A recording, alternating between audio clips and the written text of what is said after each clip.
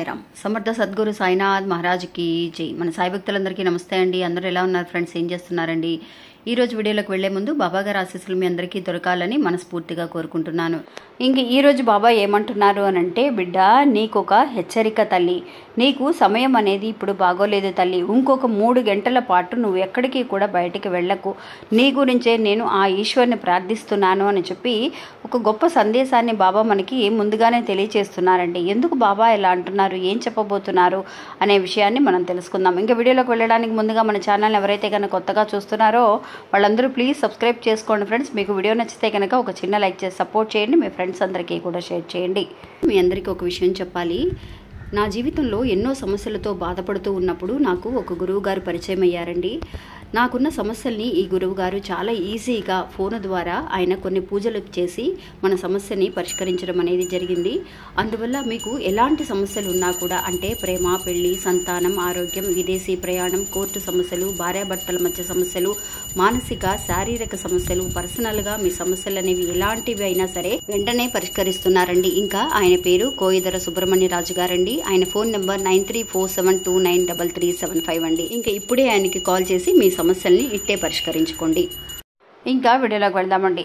సాధారణంగా అండి బాబా ముందుగానే మనందరికీ కూడా జరిగే విషయాల గురించి, అంటే మనకి ఏదైతే కనుక జరగబోతుందో ఆ విషయాలని ముందుగానే మనకి తెలియచేస్తూ ఉంటారు. ఎందువల్లంటే మనం జాగ్రత్త పడాలి, ఇలాంటి ఒక సమస్య నుంచి మనం బయటపడాలి అని అంటే కనుక ఆ సమస్య రావడానికి ముందుగానే మనల్ని కాపాడాలని హెచ్చరిస్తూ ఉంటారండి. అలాగే ఒక హెచ్చరిక అండి ఈరోజు మనందరికీ కూడా.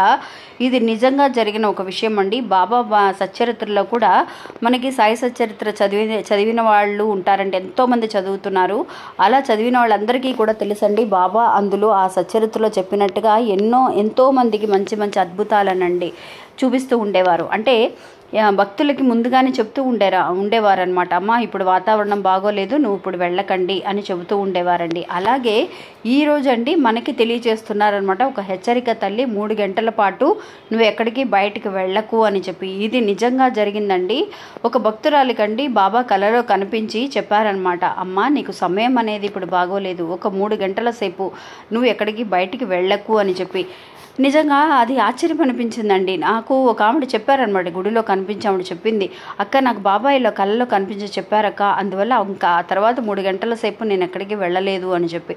నిజంగా ఎందుకు అలా వచ్చిందక్క నాకు అని అంటే, మన కోసం అండి ప్రార్థన, మనకి మంచి గడియలు అనేవి ఆ సమయం అనేది సరిగ్గా లేకపోతే కనుక ఏదైనా సరే మనకి ఏదైనా ఒక ఆపద రావడమో, అనుకున్న పని జరగకపోవడమో జరుగుతుంది. కాబట్టి అలాంటి సమయాల్లో బాబా అండి మనకు తెలియజేయడం మాత్రమే కాకుండా ఆ ఈశ్వర్ని కూడా చక్కగా అన్నిటికీ మూల కారణమైన ఆ పరమేశ్వరుని కూడా ఆయన ప్రార్థిస్తూ ఉంటారండి మనందరి కోసము కూడా. ఆ ప్రార్థన ముగిసే గడియలు అనేవి 3 గంటల సమయం అనేది పడుతుంది. కాబట్టి ఆ ప్రార్థన అనేది ముగిసిన తర్వాత మనం బయటకు వెళితే మనకి ఎలాంటి ఆపద రాదు అని చెప్పి అలా భక్తురాలికి తెలియచేసి ఉంటారండి.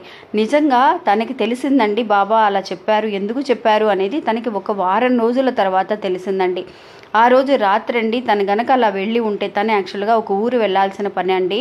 అంటే వాళ్ళకి తెలిసిన వాళ్ళందరూ కూడా ఒక మ్యారేజ్ కోసం వెళుతున్నారనమాట, తిన్ను కూడా రమ్మన్నారు. అలాగ వెళ్ళాల్సిన ఒక పరిస్థితి. వాళ్ళతో పాటు కనుక తిను వెళ్ళుంటే ఆ రోజు అండి నిజంగా ఆ ట్రైను కొంత ప్రాబ్లం అనేది వచ్చి మధ్యలో ఆగిపోవడం అనేది జరిగింది. అలా ఇబ్బంది పడి చాలామంది కూడా వేరే వేరే ట్రైన్లు పట్టుకొని అర్ధరాత్రి పూట ట్రైన్ దొరకక ఇబ్బంది పడి చాలా అవస్థపడి వెళ్ళారక్క.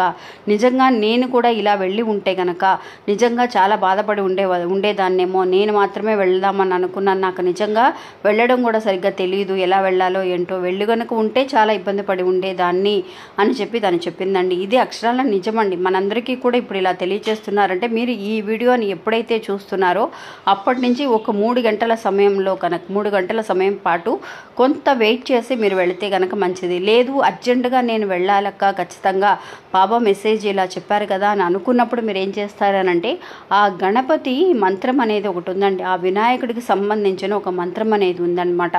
ఆ మంత్రాన్ని మీరు ఒక 3 సార్లు అనుకొని వెళితే కనుక మనకి ఎలాంటి ప్రమాదం అనేది లేకుండా చక్కగా సేఫ్గా మనకి అనుకున్న పనులన్నీ కూడా సక్సెస్ అయ్యి తిరిగి రావాలి అని అంటే కనుక ఇలాంటి ఒక మంత్రాన్ని కనుక వెళితే చాలా మంచిది అని చెప్పి ఆవిడ నాకు తెలియచేశారండి. ఆ మంత్రం ఏంటి అని అంటే, ఓం గం గణపతియే నమః ఓం గం గణపతియే నమః అనే ఈ మంత్రాన్ని మీరు బయటికి వెళ్లే ముందు ఒక 3 సార్లు కానీ 9 సార్లు కానీ 11 సార్లు కానీ అనుకొని ఇది చాలా అర్జెంట్ అక్క నేను వెళ్ళే తీరాలి అని అనుకున్నప్పుడు ఖచ్చితంగా మీరు వెళ్ళండి ఫ్రెండ్స్. ఇలా అనుకొని వెళ్ళొచ్చు.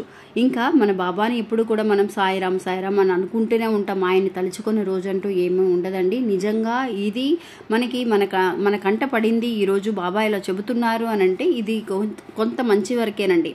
ఎందువల్లంటే సచ్చరిత్రలో కూడా బాబా మనకి ఎన్నో విషయాలని భక్తులకి తెలియజేస్తూ ఉండేవారండి. ఒక భక్తురాలు అలాగే తన బిడ్డకండి కలరా వచ్చిందనమాట. కలరా వచ్చిందని ఎన్నో రకాల మందులు వాడిందండి.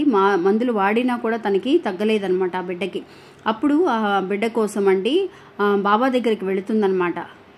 బాబా నా బిడ్డకి ఇలాగా కలరా అనేది వచ్చింది, తగ్గటం లేదు అని చెప్పేసి బాధపడుతూ, లేదు నేను ఇలాగా ఒక వైద్యుడిని చూడడానికి బయలుదేరుతున్నాను అని చెప్పినప్పుడు బాబా ఇప్పుడు వాతావరణం అంత బాగోలేదమ్మా నువ్వు వెళ్ళొద్దు అని.